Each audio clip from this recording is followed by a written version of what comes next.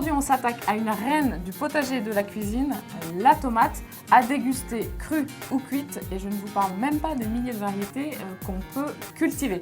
Buongiorno, chef Damien. A lei gli piacciono i pomodori? Bon, en fait, moi, la pomme d'amour, ça me donne tout de suite envie de parler italien. Et vous? Et moi, ça me donne envie de faire des milliers de recettes. Alors justement, à légumes, bien connu, recette inattendue, quelle est la surprise du jour?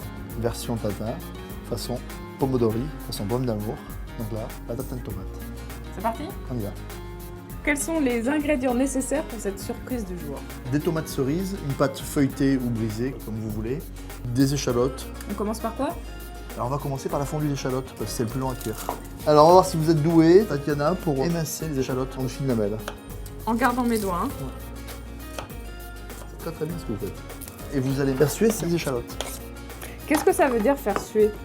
Faire suer, c'est enrober l'aliment de gras, d'accord, pour fixer les arômes. C'est un moment important dans la recette parce que vous allez avoir une tarte beaucoup plus goûteuse. Là, on va mettre un tout petit peu de sucre et on va mettre du beurre. Et on va faire un petit caramel comme pour une tarte tatin. Donc là, le plat est chaud. Là. Voilà. D'accord, on voit le beurre qui fond. Le beurre et le sucre sont fondus. On va commencer à mettre les tomates. Entière, hein. Entières, carrément entières. Le sucre et le beurre sont fondus. On a mis des tomates cerises. On va l'enfourner 20 minutes, 200 degrés. Thermostat 6-7. Donc ça caramélise bien. Hop. La fondue d'échalote est pas mal du tout. Je tiens à vous féliciter. Et on va l'assaisonner un tout petit peu. On va sortir la tarte du four. Regardez ça un peu. On a une tomate légèrement caramélisée qui est cuite. Et on va mettre la pâte, on va mettre la petite fondue d'échalote. Je répartis partout. Voilà. Hein. On va assaisonner très légèrement. Et on va mettre un tout petit peu de piment. Voilà, pour que ça soit vraiment du goût. Je prends la pâte. Pâte du commerce. Je retourne la pâte. On la met bien au centre. Et je... Voilà, et avec une cuillère ou avec les mains, on va aller le mettre bien à l'intérieur, comme ça. Voilà. Secret de chef, ce qu'on appelle des cheminées.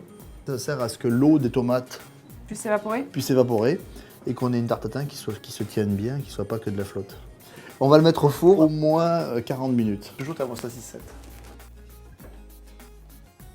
Faut pas hésiter à cuire longtemps vos tartes pour que ça soit bien croustillant, bien. Faut vraiment pas hésiter. On vient juste de la sortir du four, il faut la démouler à chaud parce que sinon, que veut faire le petit caramel? Refroidir. Et donc il va durcir et ce sera indémoulable. Donc ce sont des tartes qui se démoulent à chaud. Ouah.